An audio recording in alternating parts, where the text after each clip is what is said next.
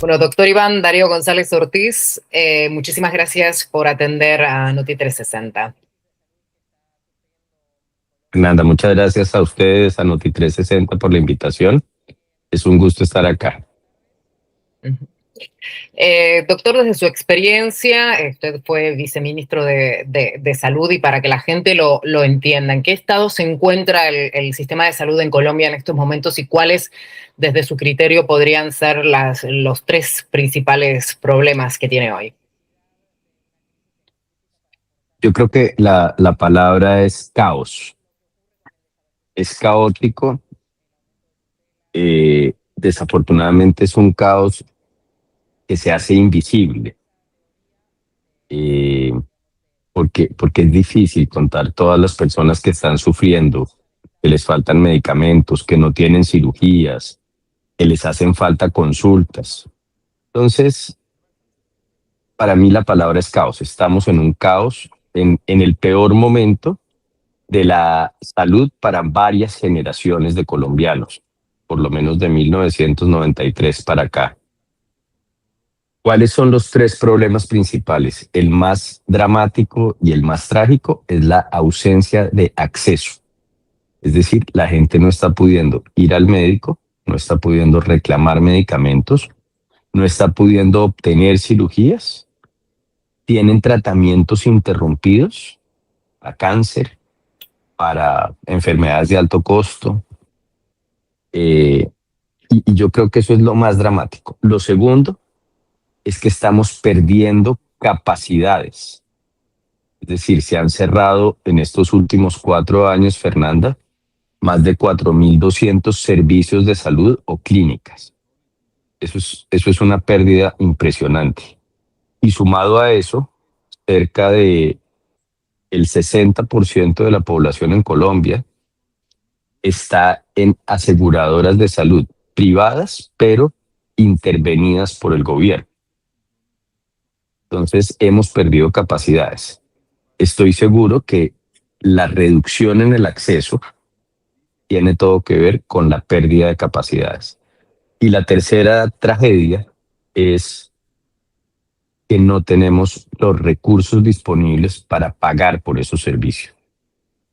Entonces, es un círculo vicioso y, en mi concepto, deliberado de un gobierno que llegó con la decisión de transformar la salud, se quedó a mitad de camino y quedamos entre el sistema que teníamos en el 2022 y lo que hoy tenemos, que no responde a las necesidades de nadie.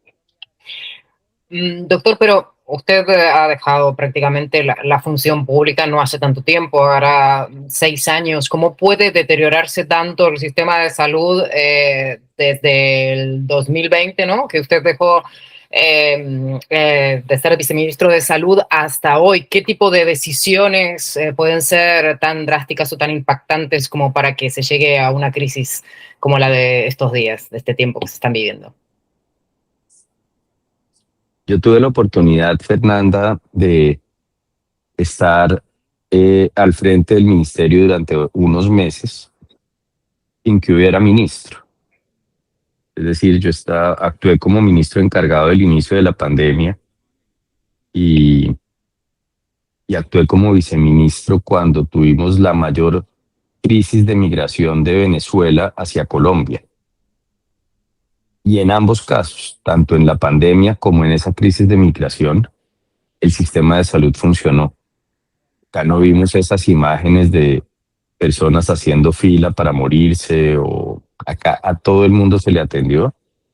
Y creo que hubo muchas cosas para mejorar, pero entonces el gobierno decidió jugársela fondo por el sistema de salud.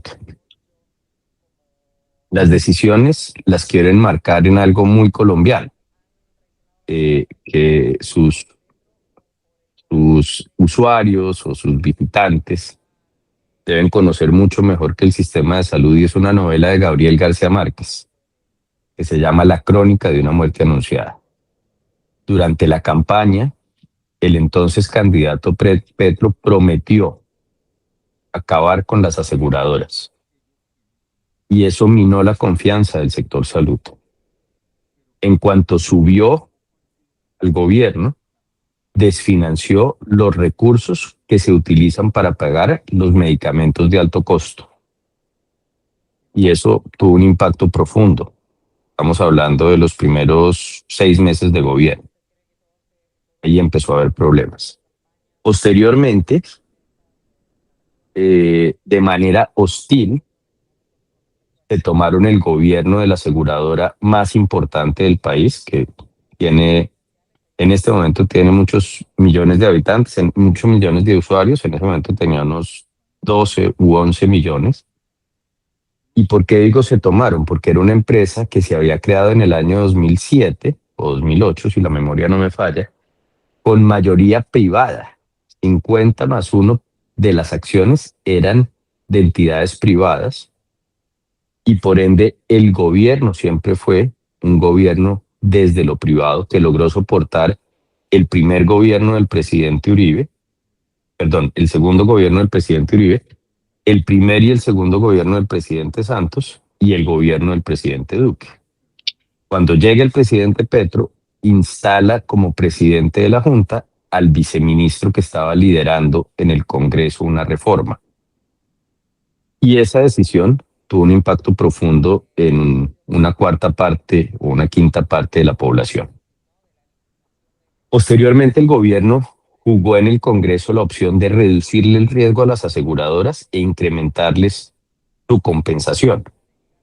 Y el Congreso, en una valiente decisión, hundió la reforma que propuso el presidente Petro. Desafortunadamente él lo tomó como una afrenta personal y creo que no miento al decir que le ha costado trabajo al gobierno entender que son 3 poderes los que paran la República de Colombia: el Ejecutivo, el Legislativo y el Judicial. Y la función del Ejecutivo es proponer cosas y la función del Legislativo es aprobarlas, modificarlas o negarlas. Y es su derecho constitucional, es su obligación constitucional. Poco tiempo después se interviene la aseguradora más grande de Colombia, que se llama la Nueva EPS, y la nueva administración de la Nueva EPS toma la decisión de dejar de pagarle al mayor distribuidor y gestor farmacéutico que teníamos, que se llamaba Audifarma. Le deja de pagar una cifra exageradísima y se quiebra esa entidad. Y ahí empieza el desastre. Estoy hablando de hace 2 años. Y ese desastre significó que se acabaron los medicamentos, se dejaron de dispensar, no se le entregaron a la gente. Y ya con las intervenciones empezamos a perder el proceso de atención. Y lo último que hizo el gobierno desde el punto de vista de una acción de gobierno que conduce a esto es que el año pasado, en el año 2025, decide subir o incrementar la prima de salud solo en el valor de la inflación, argumentando que las EPS, de las cuales manejaba el gobierno varias, no mandaron la información para poder hacer los cálculos correctos. Mientras el sector esperaba un incremento mínimo del 12%, ideal del 16%, el gobierno toma la decisión de subir el 5%. La Corte Constitucional le exige al gobierno que haga un ajuste de eso y llevamos 18 meses esperando el ajuste. El señor ministro tiene incidentes de desacato abiertos a la Corte Constitucional por no hacerlo. A partir de ahí, Fernanda, empieza una lucha desde el Ejecutivo por instaurar con vehículos propios del Ejecutivo como resoluciones y decretos la reforma que no pudo instaurar por ley. Y eso conduce al deterioro que hoy tenemos. Es decir, son acciones que empezaron. Hay una frase que yo no repito desde hace 2 años. En su momento debo confesar que fue simpática. El presidente Petro, en una de sus primeras entrevistas, dijo que si no se reformaba el sistema de salud, iban a ir cayendo las EPS como caen las fichas del dominó. Chu, chu, chu, chu. Es la primera vez que digo esa frase en 2 años, porque hoy es una tragedia para miles de familias, para cientos de miles de familias que no están pudiendo acceder a los servicios de salud. De modo que yo puedo defender esa teoría y puedo decir que efectivamente las acciones del gobierno de los últimos 3 años y medio han conducido al caos de hoy. Hay una responsabilidad política. Eso no quiere decir que el sistema funcionara perfecto en los gobiernos de antes o cuando yo estaba, ni más faltaba. No conozco ningún sistema de salud que haya resuelto los problemas de salud de sus ciudadanos, ninguno, ni en Europa, ni en América, ni en Asia. Todos intentan, pero este era un sistema que tenía cosas muy valiosas. Hoy han crecido en cerca de 50% las quejas y no podemos contar la tragedia de los muertos invisibles. Pero no tengo duda que es la suma de esas acciones, esa crónica de una muerte anunciada, que fue anunciada durante la campaña, la que destruyó el sistema de salud, y sospecho que habrá un juicio político en la historia de este país que le reclamará al señor Jaramillo, actual ministro, a la señora Corcho, exministra, y al presidente Petro la tragedia que le han causado a miles de familias. Doctor, eso con respecto, bueno, este gobierno está prácticamente terminado ya, es el próximo, le queda poco, pero el domingo hay una segunda vuelta en donde bueno, existe todavía la posibilidad de que Iván Cepeda sea el próximo presidente de los colombianos. ¿Usted cree que él va a seguir esta política que ha tenido Petro en cuanto a la salud? O sea, ¿qué espera o qué esperaría usted si Iván Cepeda llegara a la presidencia? No tengo duda que su política sería esa, no tengo duda que revivirían la reforma. Sé de reuniones que ha habido para planear ese escenario posible de continuismo. Estoy totalmente opuesto a ellas porque me preocuparía mucho, pero este es un país altamente presidencialista. Entonces, no me extrañaría que si gana el presidente Cepeda puedan avanzar en esta reforma que han venido planteando desde hace 4 años. El problema, Fernanda, es que hoy, ya le hablé de García Márquez, déjeme hablarle de Kafka. Kafka escribió la historia de Gregorio Samsa, que se fue convirtiendo en escarabajo. Y esa metamorfosis es lo que tiene el sistema de salud. No tenemos el que el gobierno quería, no tenemos el que el gobierno recibió, y tenemos una mezcla de problemas de los que va a ser muy difícil salir. De modo que la llegada de Iván Cepeda, sin duda, podría ser la estocada final al actual sistema y un desastre creciente y progresivo, dado que sus políticas son volver a plantear lo que el presidente Petro ha dicho durante 4 años. Claro, Es si estamos solo ahora, un usted dice, comentario, Fernanda, sí, dígame. político, pero de salud. Es importante mencionar que la precandidata con la que compitió Iván Cepeda en las consultas internas de sus grupos políticos es la exministra Carolina Corcho, que fue la que diseñó esta reforma y la que le impulsó los primeros meses del gobierno. Y, y quiero mencionar algo y usted lo puede verificar. Hay una grabación de la exministra Corcho en la ciudad de Cali, cuando era ministra, diciendo vamos a generar una crisis explícita para que nos aprueben la reforma. Pues bien, generaron la crisis. Hoy ella fue la primera adhiriente a la campaña de Cepeda, adhirió apenas Cepeda le ganó la consulta y es una de las personas con más poder dentro del grupo del pacto histórico.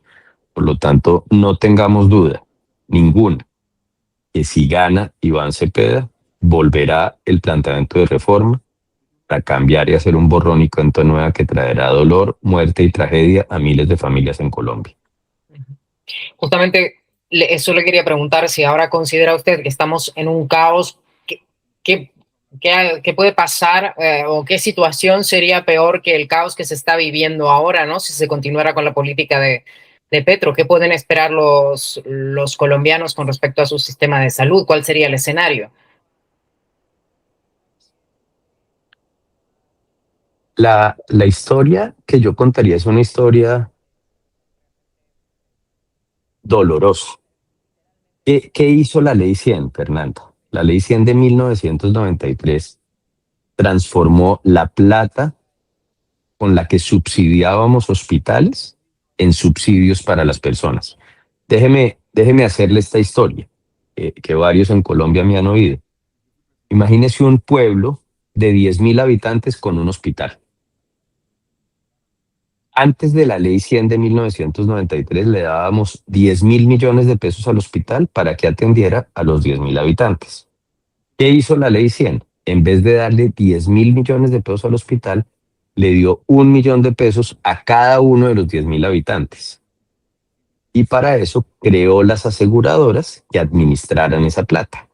Pero pasamos de fomentar el subsidio a los hospitales por fomentar el subsidio a la gente. Colombia alcanzó un 99.6% de cobertura, es decir, todo en Colombia, todo el mundo en Colombia estuvo cubierto. Y como colombiano me siento orgulloso además de decir que cerca de 1.8 millones de hermanos de Venezuela son beneficiarios de nuestro sistema de salud. O sea, no solo hay 53 millones que somos los colombianos, sino debe haber cerca de 55 porque ahí están los venezolanos. Con esta tragedia se ha mantenido la cobertura, pero no hay acceso. No voy a abrir en esta conversación el tema de corrupción porque es tan amplio que nos daría para otros 20 minutos. De modo que, ¿qué puede empeorar? Puede empeorar todo porque quitarían la plata a la gente y se la devolverían a los hospitales. Y eso definitivamente sería... ¿Aló? ¿Me oyes? ¿Hola? ¿Aló? Sí, sí, sí. Ok. Y eso definitivamente sería una tragedia peor porque se acabarían las capacidades privadas.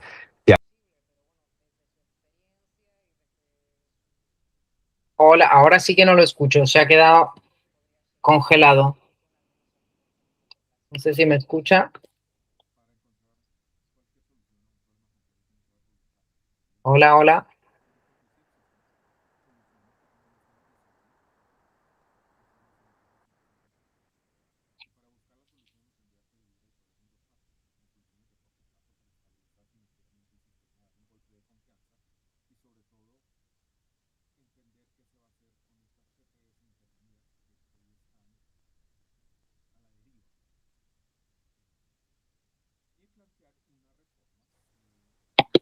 Ah, Hola. se cortó la llamada, perdóname. Sí, Pero, ahora lo tengo pero doble. Fernanda, en resumen, lo que empeoraría es el acceso a las personas, empeoraría la destrucción de capacidades y peor aún, dejaríamos en manos de un sector público que hace cosas bien, pero que nunca tendría la posibilidad de reemplazar toda la institucionalidad que hemos creado en los últimos años. En síntesis, la tragedia sería peor. ¿Cuál es la pregunta de fondo y por qué decía que es muy triste? Porque esta reforma le dio salud a todos los colombianos. Pero en 1993, Fernanda, el 18%, el 17% de los colombianos de entonces tenían seguros privados de salud. Entonces, esto no va a afectar a las personas con capacidad de pago. Esto va a afectar principalmente a las personas más vulnerables, que fueron las que más se beneficiaron de esto durante los últimos 34 años. Y es paradójico porque el gobierno que se hace llamar del pueblo, realmente a quien más afecta con esta reforma es al pueblo que dice defender. Doctor, usted mencionaba a Carolina Corcho y bueno, quería preguntarle, bueno, claramente usted cree que va a continuar en el gobierno o trabajando en temas de salud si Iván Cepeda es presidente de los colombianos. ¿Qué opina qué ocurriría con el actual ministro de Salud. ¿Usted cree que continuará también, o sea, en ese ámbito si Iván Cepeda llega a ser presidente? Ok, hay que separar la respuesta. Carolina Corcho, al ser la contrincante de Iván Cepeda en la consulta interna del grupo político al que pertenecen, fue después, en un mecanismo aparentemente no tan claro para todos, nominada a ser la lista número uno para el Senado de la República de dicho partido. Por lo tanto, ella hoy es una senadora electa y con seguridad va a tener un rol fundamental en el gobierno de un potencial gobierno del señor Cepeda. La señora Corcho, pues, no ha escondido nunca su intención de acabar con los aseguradores, de devolver la plata a los hospitales, en un discurso que recoge elementos que no son necesariamente ciertos. Entonces, no tengo duda que la señora Corcho tendría un rol importante, no creo que en el gobierno, pero sí como aliada determinante del Congreso de la República, en un sitio donde tienen creo que además 25 senadores de dicha colectividad, de un total de 202 senadores, o sea, cerca del 10% es de ese partido. Ahora bien, la historia del señor Jaramillo es distinta. Señor Jaramillo, la señora Corcho es una médica psiquiatra que había trabajado en gremios médicos y llega acá por su abnegación y su entrega a la campaña del presidente Petro, su capacidad de ser vocera. Señor Jaramillo es un operador político que se graduó como médico, pero ha ocupado cargos políticos como alcalde y otras cosas. Y creería yo que la continuidad del señor Jaramillo es muy baja. No estoy diciendo cero, pero la probabilidad de que el señor Jaramillo continúe como ministro de Salud es muy baja y, y sospecho que ahí lo que va a haber es otro tipo de candidatos y de personas probablemente con influencia de la señora Carolina Corcho, pero estoy especulando, simplemente es mi pensar. Doctor, y para terminar, ¿cuáles creían cuáles pueden ser las medidas o cuáles creen que tendrían que ser las medidas para mejorar o para, no digo para solucionar porque la situación es crítica, pero sí para comenzar a mejorar el sistema de salud en Colombia? Muchas gracias, Fernanda, y celebro lo que me dice con la Pontificia Universidad Javeriana, que es probablemente una de las entidades más prestantes en Colombia, y la firma en la que trabajo, que es la firma de consultoría Gresa, hicimos durante el último año una hoja de ruta para presentarle a todos los candidatos. Y esa hoja de ruta no tiene color político, no tiene ideología. Desafortunadamente no se le hemos podido presentar al candidato Cepeda. No hemos encontrado, a pesar de tocar múltiples puertas, no hemos encontrado cómo llegar allá. Pero sí lo va a hacer un resumen de lo que dice esa hoja de ruta. Esa hoja de ruta tiene 5 fases. La primera fase empieza el domingo por la noche. Gane quien gane, y usted sabe que los gobernantes trabajan conversando, gane quien gane, tiene que dar mensajes claros de a dónde va a llevar el sistema de salud. Debe nombrar rápidamente un ministro de salud, debe hacer una línea de base del sistema y debe preparar un plan de choque. Eso dura 60 días, un poco menos, 45 días, entre el 21 de junio y el 7 de agosto. El día que se posesione el nuevo gobierno, debe llegar con decretos y resoluciones listas para hacer traslados presupuestales que son de su alcance. Y por eso yo le abría los ojos así cuando decía usted, ya les queda poquito, poquito es mucho, ¿sí? Destruir es cosa de segundos, construir toma años. Por lo tanto, estos 45 días van a ser muy delicados. Hay quienes dicen, yo no tengo certeza, simplemente me han llegado rumores que la orden es gastarse toda la plata a partir del 22 si gana Cepeda. Perdón, si gana de la Espriella. Ojalá y no fuera cierto. Pero tiene que tener instrumentos listos para activar un flujo de recursos. Hay un plan de choque que debe incluir negociaciones directas con industria farmacéutica, gestores, hospitales y aseguradores para poder garantizar un plan de choque en términos de cirugías retrasadas, tratamientos de cáncer descontinuados, tratamientos de HIV de alto costo en general, de enfermedades huérfanas, y eso va a requerir mucho liderazgo y mucha confianza. Y creemos que ese plan de choque debe requerir transparencia en términos de información y empoderamiento de lo público. Es decir, deberíamos ser capaces de decir, ayer teníamos 3.000 cirugías de cadera, reemplazos de cadera demorados, hoy tenemos 2.700 porque ayer en Cali hicieron 25, en Medellín hicieron 28, en Bogotá hicieron 42, en Barranquilla hicieron tal. Y deberíamos ir viendo cómo vamos reduciendo todo eso que está represado para volver a generar algo muy relevante, y es la legitimidad del sistema de salud a la población de Colombia. Y lo tercero que hay que hacer es tomar inmediatamente cartas en asuntos de salud pública. La amenaza del sarampión, por ejemplo, solo por hablar de alguna de ellas, el riesgo la certeza de lo que viene en dengue el año entrante, el tema de fiebre amarilla, de malaria, la caída en las coberturas de vacunación, va a requerir en los primeros 100 días acciones concretas. Entonces, 3 frentes: acceso, recursos, salud pública, acompañado de un buen plan de confianza.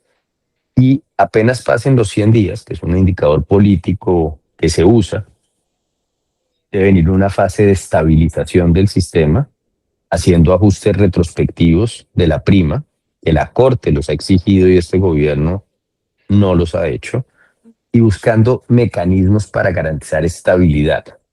No podemos pensar en una reforma con el sistema cayéndose a pedazos, con niños muriéndose, con hospitales sin recursos, con médicos y enfermeros sin pago.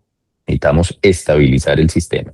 Y ahí sí, Fernando, tenemos que entender cómo nos sentamos a liderar desde el punto de vista político los consensos que requerimos para hacer las reformas del sistema, ojalá con una visión que exceda esos 4 años. Y por último, después de haber hecho un buen empalme, una buena designación de equipo, después de haber hecho un plan de choque 100 días y después de haber estabilizado el sistema, vendrá y ese momento de esa conversación profunda de largo plazo del sistema, asociado a un tema que le cabe a Colombia, le cabe a España y le cabe al mundo entero, y es cómo entendemos la salud distinto. Voy a ponerle un ejemplo: la salud mental.